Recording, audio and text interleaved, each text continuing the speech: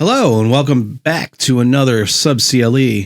Today is going to be the start of a series of videos. They all have something in common. All these bands are going to be playing the Taco Bell show. But this is the Butt Pirates, and we have Noah and Mark today, and I'm really excited to hear their story and what they're all about. Welcome. Hi. Hey. Thanks for having us. All right. So I talked to Franco. He's putting together the Taco Bell show. Gave me a list of bands. We contacted one another and arranged this meeting. But I don't know if you're familiar with this podcast at all, but just kind of go through like the history and basically talk about yourselves. Sure. Love it. And Cool. from what I understand, you guys like to do that. Yeah. So, She does. okay, maybe she does. And so, all right. So, Noah, tell me a little bit about the Butt Pirates. How'd you guys get together? What's your inspiration? So we got together way back. Mark and I went to high school together, circa the early 2000s, late early 2000s. And it was probably 2008 when we were just hanging out on like a Saturday on like had a drum set up in the garage and had our friend over and we made a couple of punk songs. And I as a teenager, I thought it was funny that there was a band called The Queers, and I was like, well, what if we just took that and made it a little bit edgier? Yeah. And I was like, the Butt Pirates are just like the next step. Right. Nice. And I was curious, and we kind of brought this up. I was thinking, here I am, trying to rename your band the Booty Pirates with a double entendre. You know what I mean? Was that thought of, or? It's always funny when I think about how booty like works for pirates and butts, but I like the specificness of the fact that Butt Pirates is already a phrase. Right. I didn't even think about that a second ago. Actually, if I'm being honest. Sure. But the Booty Pirates, when we like to genre hop a little bit, and when we get into some hip hop, I think Booty Pirates would be a good nomenclature for that. T-Pain's gonna love that. Yeah. In Wisconsin. That's right. So you said punk rock came out. So what are some of your earlier influences? Why did it come out punk rock?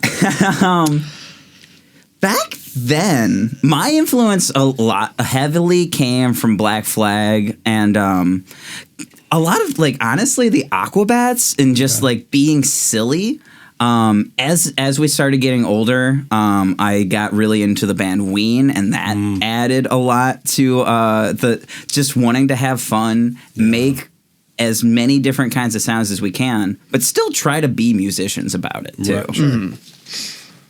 So you're saying, so is it what so you appreciate the statement that punk rock? I mean, because punk rock, it's a music, but it's like a statement too. The thing is, it was I don't want to piss anyone off or anything necessarily, but us started you should have heard the songs that we did because it was seriously we had a rock band microphone in the middle of my garage. I have a Fender 15 watt or something. 2 chords amp per song. The same chord progression. 3, but the songs couldn't be more than 3 chords. Was kind of the Dogma 95 kind of rule put on it.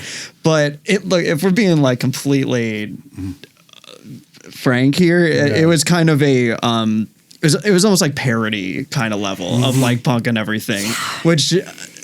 One dude did get a little bit offended on an early acoustic show we did when we were 13, 14 or something. It was never trying to be a jerk or anything, but we were just doing it in a really silly way, Well, I think parodying punk, because punk, like I said, it's a statement. You're pissing people off. So if somebody that's a purist in punk gets pissed off because you're parodying the punk, that's almost it's almost ironic. Yeah. And I did I've been going to shows since I was a kid. I grew up in punk rock. I actually grew up in a really lucky area of the suburbs where I had a lot of local bands that were around me in Olmsted Falls and Berea in the early 2000s, and I saw punkness as a kid, so it was something there for me to make fun of as a teenager. And so you guys started in high school? Yes. Yeah. Yes. We drift Mark ended up going to college out of town and then left to California for a couple of years. So we weren't active for a while.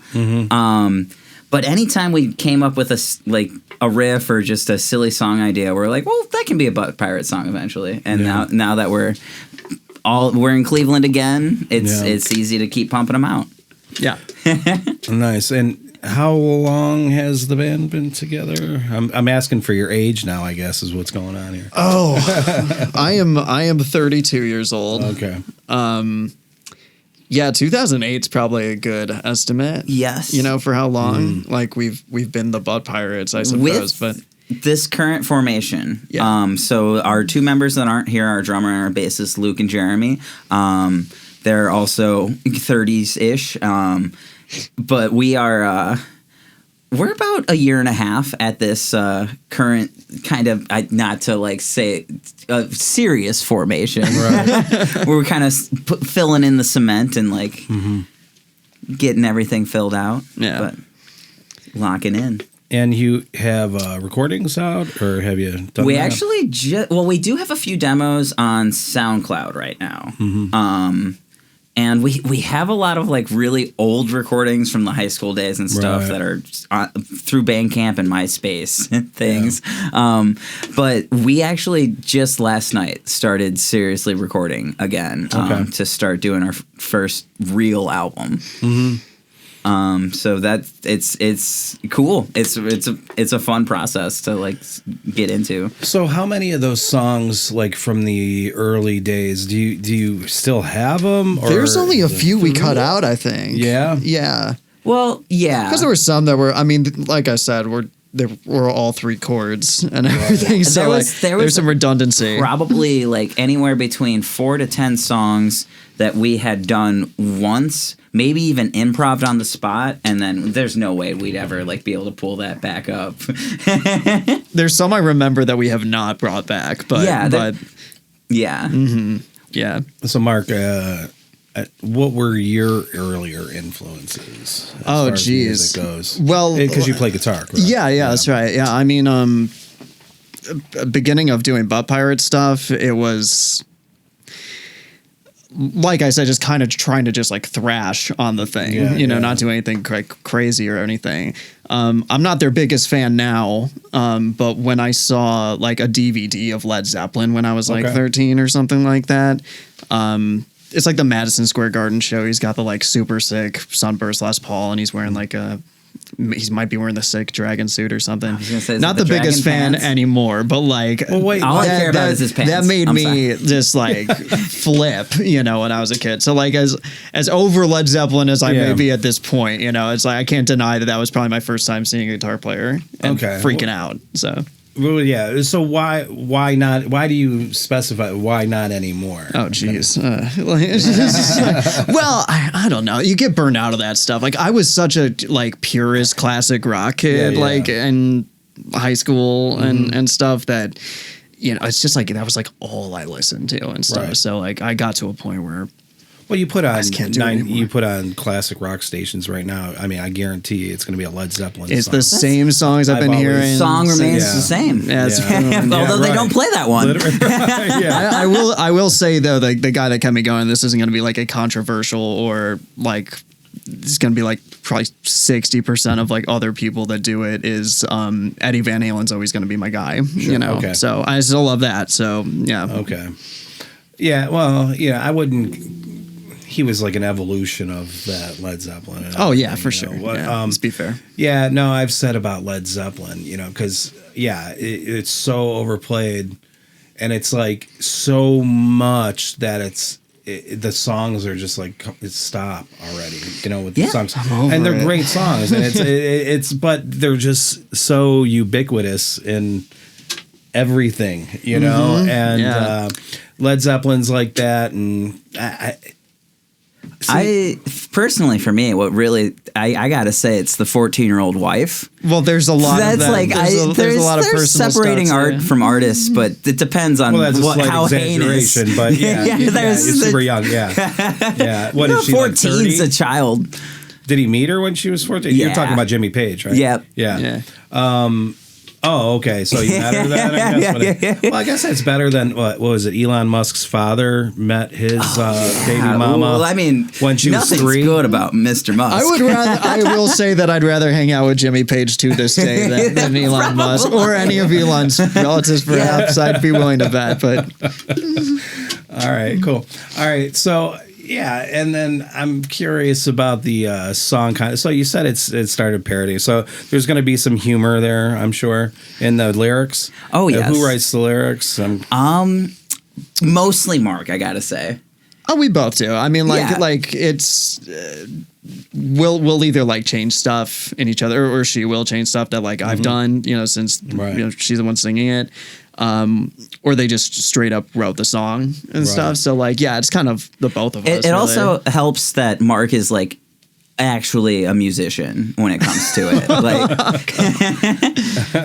I did music in school, but like not like guitar. So like, it's writing songs is very different. So I mean, the recorder doesn't count. We all did that. Yeah, I played I was a trumpet player in school. Oh, okay. Yeah. So that counts. I mean, yeah, that's something I can't do that.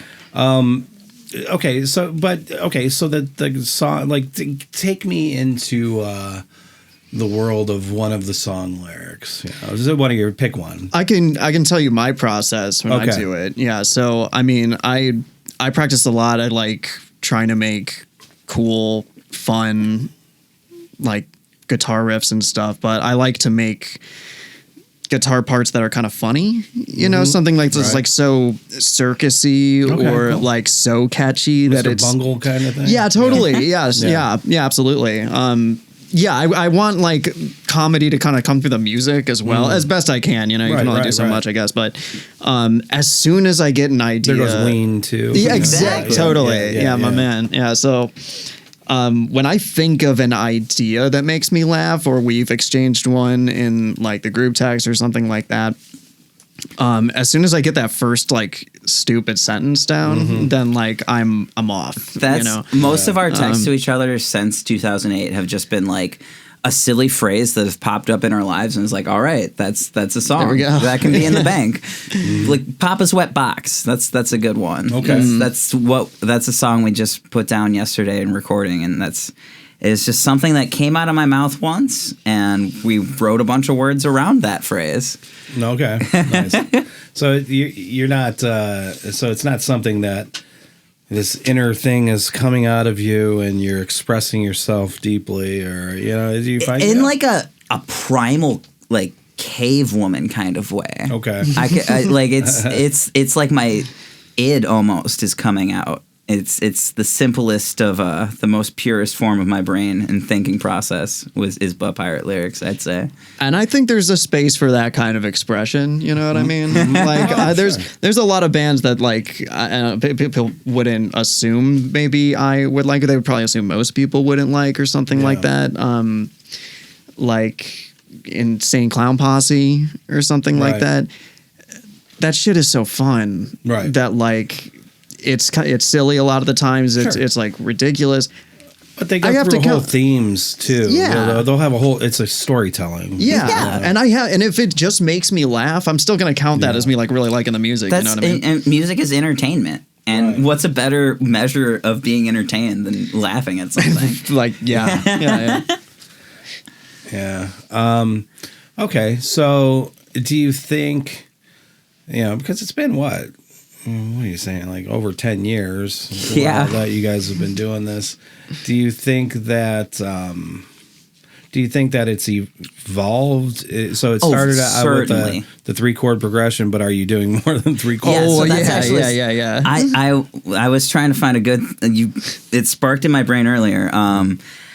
Specifically, like forceful evolution, I'd say, because we took a few of those older songs and Mark almost completely rewrote them and just turned them into more like almost thrash metal than punk. Yeah, like a stadium glam rock metal kind of thing. Yeah. Big rock. Love it. Yeah. But yeah, so like there is definitely evolved. That's the best word for it. And everything we've written since then is completely different and way more thought out. It was always like a dream, I guess. Like being in any band, like I like playing music a lot. So, but I always wanted to, do the best I can in making music, and something that at least I can say, like, I like that. I think that riff rules or something. Sure.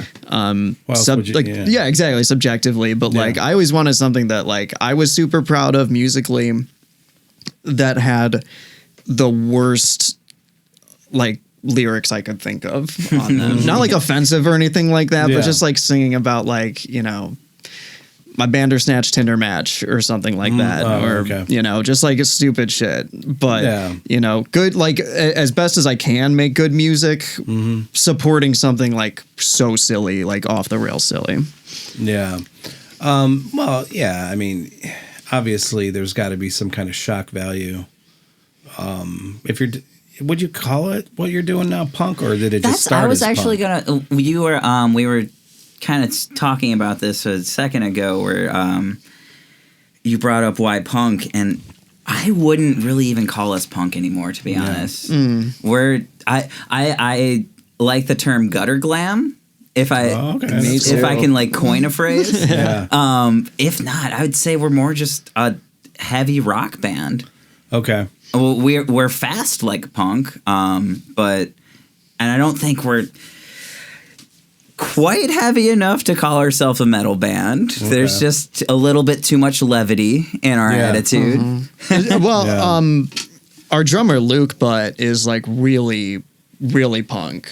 Influenced drummer. I don't know if he would like me saying that or not. I thought you were going to joke and say he loves metal. Because that's he's not a metal drummer at all. So like that's for how much more metal our music has gotten, like guitar wise and everything. It's still like not quite metal. He brings much more of a punk feel through the drum set for sure. I mean, well, you guys got me thinking now, because I was just thinking about how punk is just like tightened up, or I mean, metal is just tightened up punk. You know, so it makes sense that like as you evolve as a band and get tighter, it probably would come across more as metal. Sure. You know, right? Especially thrash for sure. For sure. Thrash is definitely a melting of the punk municipal waste and kind of my shit. My influences kind of just like morphed that way too. It went from being like Jello and Henry Rollins being my like lead singer heroes to Dio and David Lee Roth. You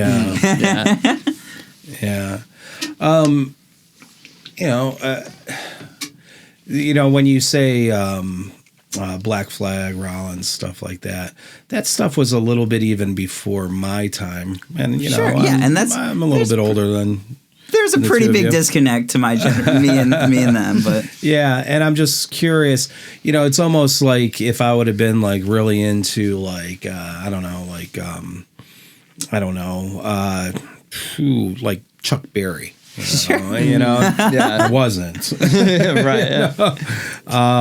Where'd you get that from? Older siblings, parents? For me, it was older siblings. My parents. My dad is huge into music and got me. I've been going to shows since I was even in the womb. But they liked jam bands. They're Deadheads, Fishheads, and my dad liked The Clash enough that he was voted class punk of his rural high school in the 80s. I didn't know that. Remind me to congratulate your dad. And so he would always bring that. We would be, my sister and I have an older sibling, and with the internet just starting to come out, it was, and the public library, honestly, back then was what we really used. So we were able to like find the classics and everything, and when every time we find a new band, my dad would be like, "Oh, you didn't ask about the '83 Class punk about them." That's so funny. The Clash is just a garage. Actually, it just made me think that like I was really into the Misfits. Nice. You know, around that age, like I'm you know, Misfits are great. Super love, but You actually are why I got into any further punk. Now that I'm thinking about it, so yeah, talk about influences. It's Noah. My own band's influence. What can I say? Yeah, I always like if the Misfits had a better production.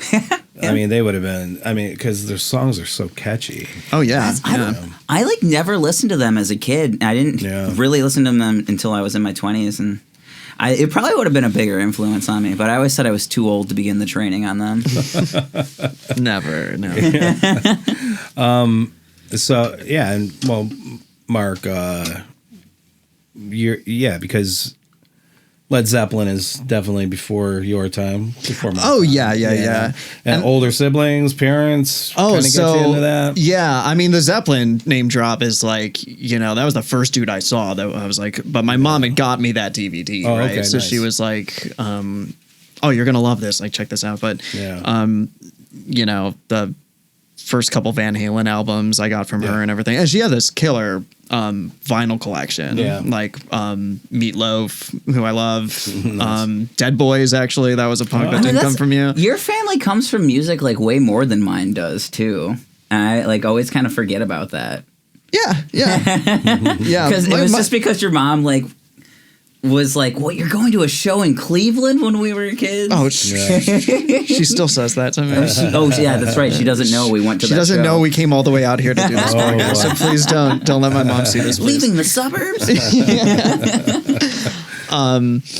I'm sorry. What was I saying? I was thinking 15 minutes probably was about how long it took you guys to get. Oh God, yeah, that is seriously it. Yeah, all the way over here. Yeah, but no, my mom and her taste in music was pretty much like what got me into so much of the stuff I still listen to and stuff. Yeah. So yeah.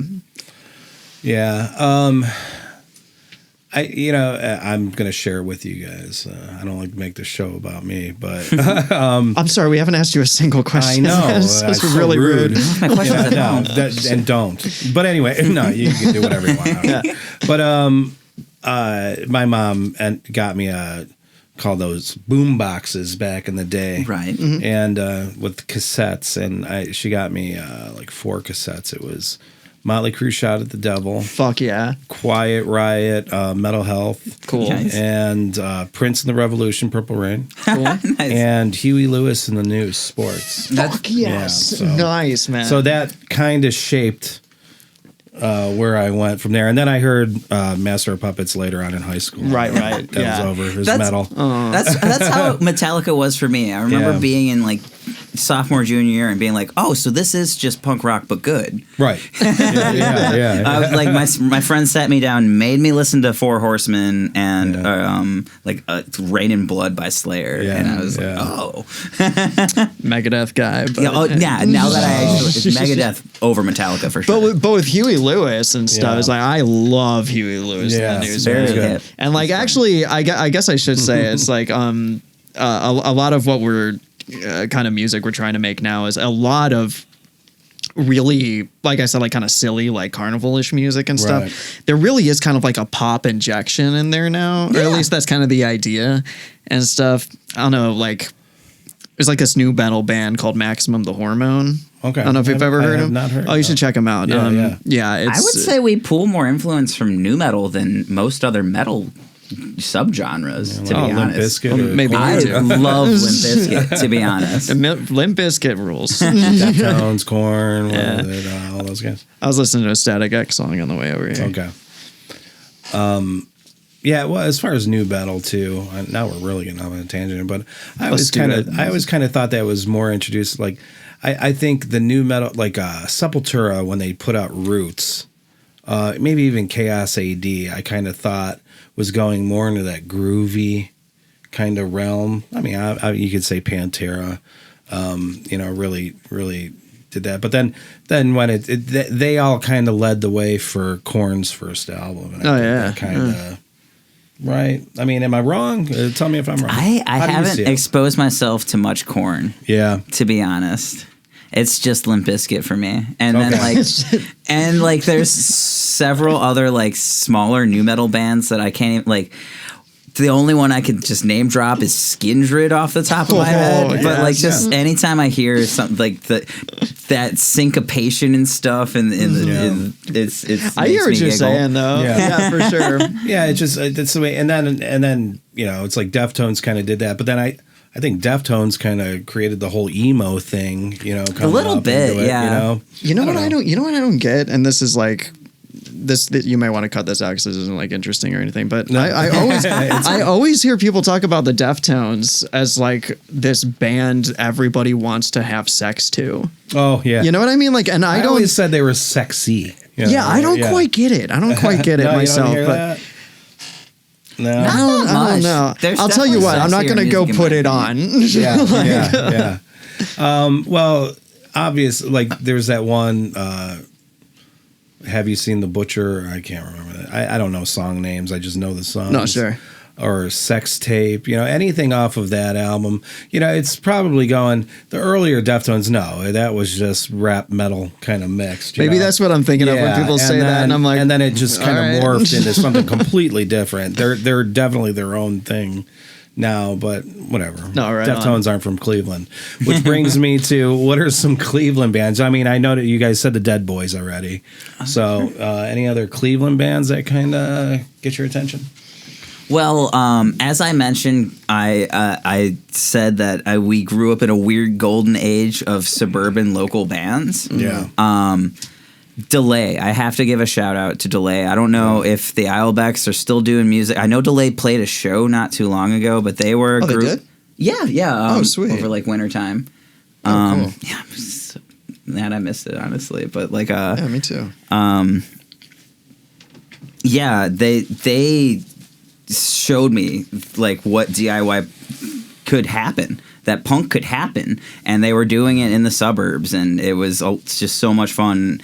And so that's definitely a Cleveland band or even though they might be more Columbus though. But okay. Who's keeping score? Yeah. Ohio. They started up here. Yeah.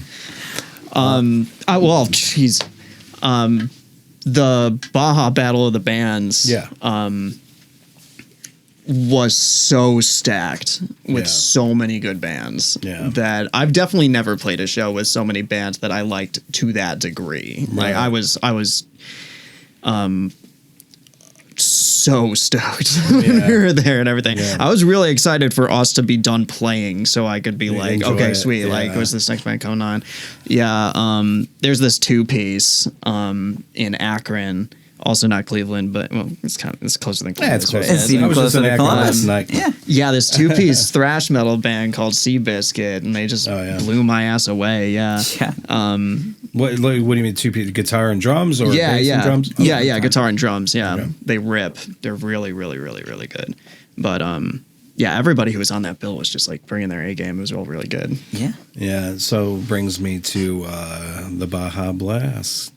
Talk to me. Tell me. I'm going to go through and ask every band that comes on here that's playing that.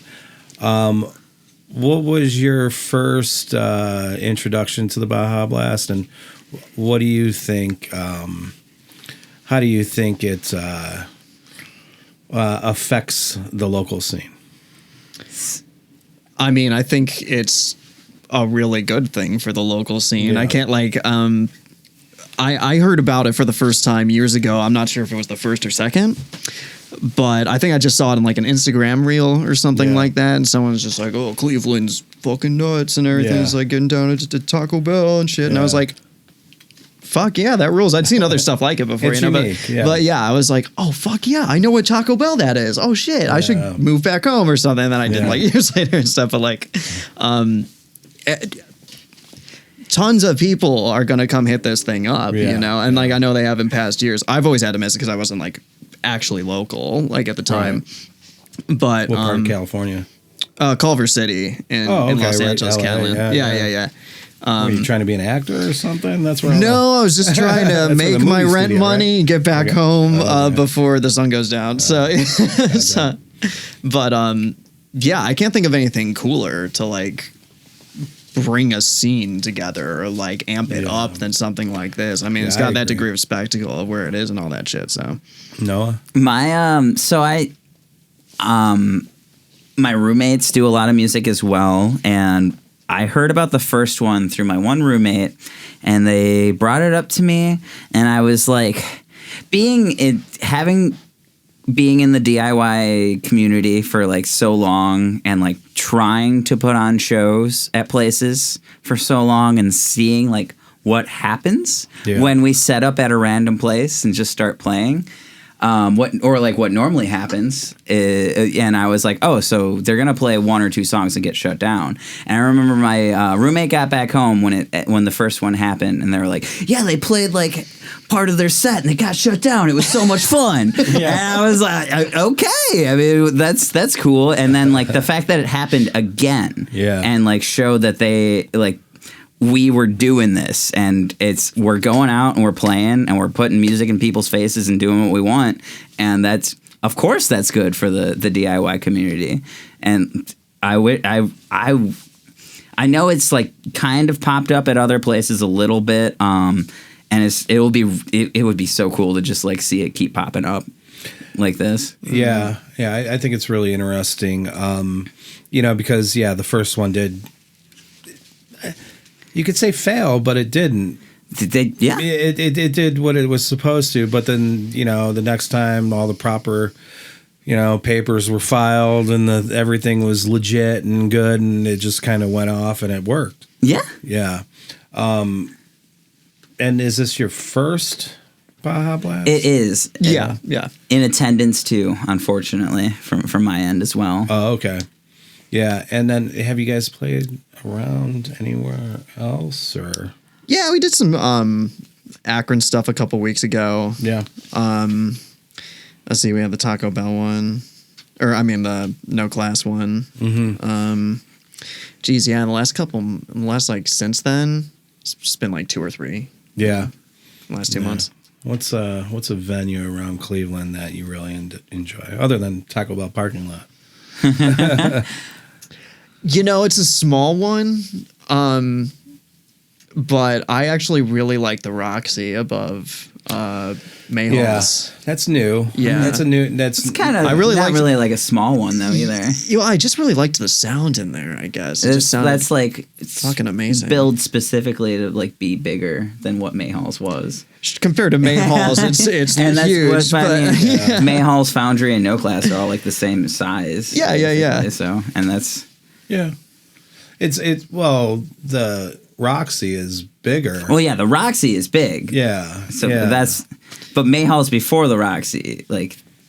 I shouldn't have prefaced it that way. I'm sorry.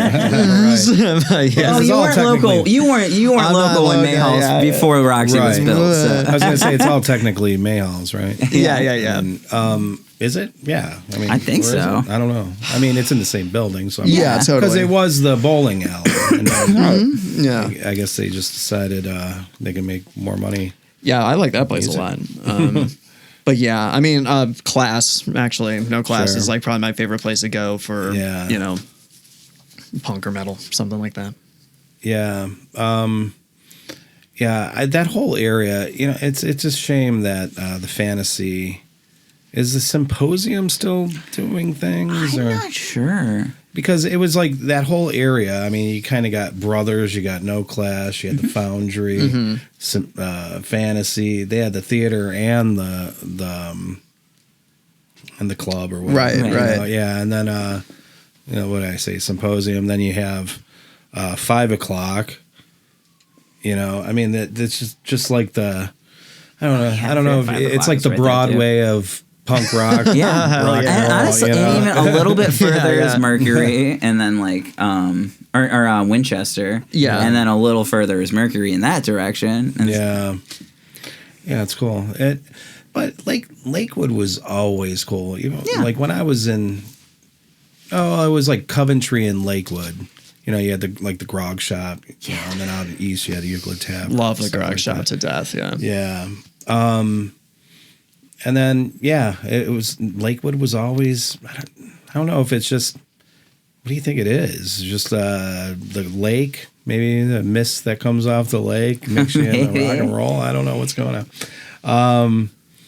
All right. So, gosh, what else? I had a thought. Anything you guys want to say? I'm just going to speak for myself and say or express how stoked I am to do the Taco Bell show.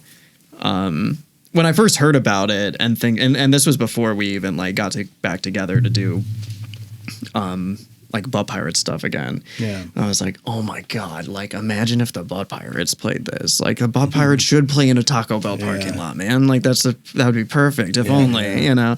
So yeah, and like I said, everybody that night at the battle was incredible. I was super in my own head about going into it because I wanted to win so fucking badly. You know what I mean? But like, I swear, like 5 or 6 bands in, I was like, this is the dopest local show I've been to in probably ever. I don't give a shit about winning anymore, and I didn't expect to. I was like, okay, here are my 5 locks for first place, Who was judging? How did they determine that? So I know they had. From my understanding, Emma. Yes, they had guest judges from 107.3. Is that what the station was? Oh God! I just didn't want to fuck up while I was playing the song. So and then there's was Franco a judge or was he just like running it? No, I think so. Okay. That day, honestly, I had to work that day, the morning of, and then like work that morning the next day. I was literally walking unconscious that whole day, so that I don't remember much. But who won? We did. No. Yep. Yeah. No way. Yeah. Oh, well, the way you were talking about it, I was like, oh, they didn't win. You were like, I didn't even care about winning. Oh, well, that's what somebody that doesn't win says. Well, by the end of the night, I even I turned to my girlfriend. I was like, this has been the dopest shit ever. Like what I said like 2 seconds ago, and I was like, we're totally not winning. I don't care. Like this was so sweet. sick. It was like dope to play with all these people and everything. So then when they said our name, I was just like, holy shit. That's awesome. What did you win? We got to play at we got a we had to share. It was just one box. Yeah. One of those Taco Bell boxes. Special box. Oh, the deluxe box? Yeah, deluxe box. Yeah. Yeah. I can't remember what was in it, but some kind of mini burritos. So I remember shoving a whole one in my mouth for the picture and then like activating my gag reflex. Yeah, in the picture I'm eating those gross like cinnamon twist things that and a large Baja Blast. But yeah, and then we got like obviously they gave us the spot to play at the actual Taco Bell show. Oh, okay, so that's what it was. It was a battle of the bands it was a Baja Blast battle of the bands because you said that. I thought you misspoke. Oh yeah, no. Okay. I just said that carefully. It was the Bahattle of the bands. That's how it was billed. Yeah. That's good. That's cool. Okay, that's good to know. Yeah, because when I saw Franco gave me the list of bands that were playing, and I was like, Butt Pirates. Sounds appropriate. I mean, especially for a Taco Bell show. That's what I'm saying. Yeah, that's what I said a couple of years ago. Yeah.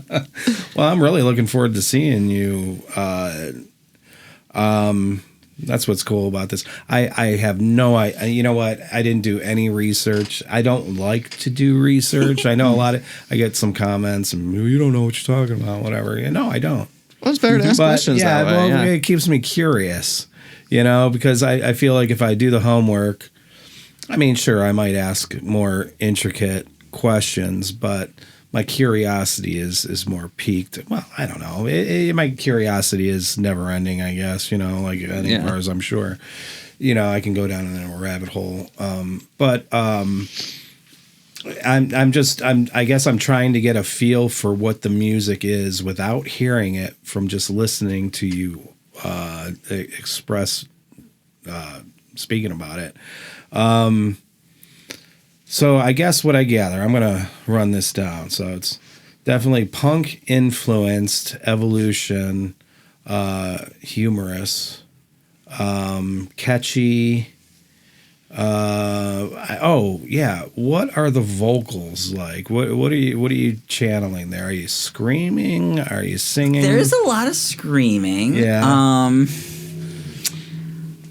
I mean, David Lee Roth is a huge influence. So we open up and shout it out, never try to sing. So you're doing the splits and the sword dance? Oh, I wish I could do the splits. No, if I had we swing around something else. Yeah, there is some pictures of what we were swinging around on stage with the battle of the bands. And I can't think of another good vocalist right now off the top of my head that like I really channel other than Roth. That would have been something to think of. Sometimes like that part you do in the song Papa's Wet Box, you sound like Randy Blythe for a fucking second. Lamb of God. Oh, okay. That's cool. Every time you do that, I'm like, fuck yes. It's so dope. But yeah. That's a compliment because Randy, tell me. Yeah, he can kill it, man.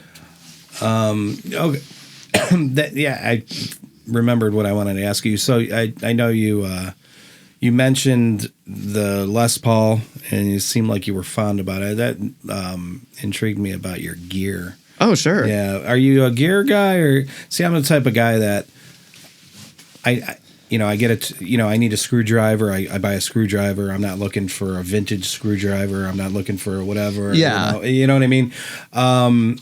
But I know guys can really get into gear and stuff like that, Yeah, it depends on the gear. Like I'm a real big nerd about the guitar itself. Okay. Like I have too many of them. Oh, I can't no one can possibly play that many like consistently and stuff. I just had this habit of like collecting them, you know what I mean, when I could. Yeah. But like I'm obsessed with that kind of hardware. Okay. There's amps I like. Like what? Like a Mesa Boogie, like a triple rectifier is going to make me salivate, obviously. Yeah. Something like that. I got something to show you downstairs then later. Oh, I saw your carving on the way in. I was like, that thing is beautiful. Yeah. But right now, I have this really weird like Frankenstein rig going on with this cabinet, no label. I think this dude I used to know just like built it, but he just left it somewhere one day, and it has been mine for like 10 years. And then I have a PA mixer, like head on top of that. And then I just run the Boss GX100 like into that sucker and do my best with that thing. And that's what I've been using. So it's this like nameless half stack, you know what I mean? That's got like the GX going through it with a lot of cool options and shit. But where are you getting the power from? I'm sorry, did I miss that? Oh, the head of the like PA head. You're using does the it? PA Yeah. head. Oh, okay. That's kind of the yeah. Oh, okay. Oh, okay. So you're a little bit of a Frankenstein. It is an absolute monster. Yeah. And it sounds pretty big. I'm happy with it, but that's cool. Yeah, and then that's what you okay. So are you using the same PA head that the vocals go through? No, separate. No, so you just got a separate. Yeah, I got dedicated just for the GX, basically. Yeah. All right, nice. Now, so you said Mesa triple rack, but is that what you're striving for? Is that like, or do you really enjoy the setup you have now? Is it something that you're just using because it's what you got? Or what would be your ideal setup? So I'm a little bit. Sorry, we're getting a little nerded out on gear. No, I'm really into the idea of what my weird Frankenstein like combinations of three different kind of thing is. Like I really like that. Okay, good. And it sounds so like I said, like it punches pretty well, and like I said, triple rack. I like high gain and stuff, and a lot of like punch. Yeah. But no, man, if I had the money, I'd totally buy a rectifier. For sure. Yeah, those got super expensive in the past few years. I was surprised. The one I have, gosh, I bought it, man, 25 years ago, maybe. Showing my age. No, I think it awesome. at least doubled in price. Yeah, I believe it. Yeah. It's crazy. I don't know, whatever. All right, well, I mean, Noah, Mark, all I can say is I'm really looking forward to this Baja Blast. Thanks for giving me yet another reason to look forward to it. Fuck yeah. And then, one more thing. Yeah, just I say something good about the guys that weren't here. How's that? I'll do my best. Yeah. No, I mean Jeremy's my my little brother. Yeah. And Literally? Literally. Yeah. Oh yeah. Okay. We're a family band. My literal little he's just the man. I mean, this is like one of the coolest people you're probably ever gonna meet in your life. He's like a something degree black belt in Taekwondo. Yeah. Like he does this shit and Jeremy is like one of the most interesting dudes like I can think of. yeah, bad to the bone. He's got a lot of colors and like shades to that kid. Yeah, totally. He's a really fun person. He's awesome. And that's like bass? Yeah. Bass. And Luke Butt, what a dedicated man. Tell me about it. And he found us. The first show we played when we brought the Butt Pirates back together, one of my friends, Tanner, runs a group called the Cleveland Horror Club, and was like, we need the Butt Pirates on a gig. I want you guys back in action. And that's what kind of brought us back together. Luke saw us playing with a drum machine and was like, you guys need a drummer. Here's my number. And like bugged me, like ask somebody else at a different show about me. I didn't know like, that rules. And like That's I was awesome. like, oh yeah, that dude asked me about being a drummer. And like 2 months later we got in contact, and now he drives all the way across Cleveland to all of our practices, and like is the most solid dude consistently all the time. It makes me One of the most reliable guys. fucking laugh so hard, dude. That's good. You got to have people like that around. That's a good thing. Where do you guys practice at?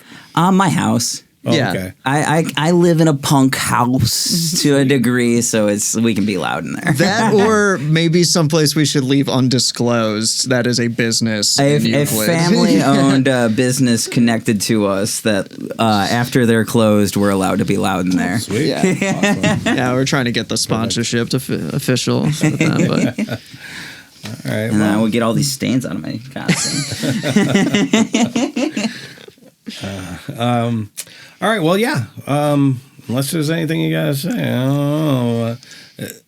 we just came from Rogan, and this was way more fun. Oh, Yeah, well, yeah. 'cause- Thanks. And our Rogan, it was Is it because I'm bald that you're saying that? Is that what? No, we just had a lot of podcasts to do this weekend. yeah. The last Well, with Rogan, it wasn't a podcast. He just loves being around trans people. Oh yeah, of course. That's his thing. Yeah, that's well, most people that are very actively against it. yeah, totally. Yeah, but he's liberal. Oh, he's definitely. Yeah, Just a free thinker, man. Yeah. So wait a minute. You're telling me? All right, the Butt Pirates. Thanks you too. Thank you. Actually, if any viewers in PA, we are traveling this summer a little bit. Our next show after the the Baja Blast Quattro Taco Bell show coming up, is going to be July 12th in Erie, PA at the Voodoo Brewery. Okay, it's an outside show. Enjoy that summertime vibe. nice. And the Baja Blast is the 4th, right? Of May. Yeah. Yes. It's Star Wars Day. Yeah, Right, that's right, it. Yeah. Okay. That's how I've been remembering it. Right. Yeah. I That's the can't only lie, reason me I too. remember it. Yeah. Okay. All right. Once again, Butt Pirates. Noah, Mark, thank you so much. Thanks for having man. us. Yeah, Awesome. Awesome. It was a really good time. Yeah. Now show me this rectifier. SUB-CLE, we're out.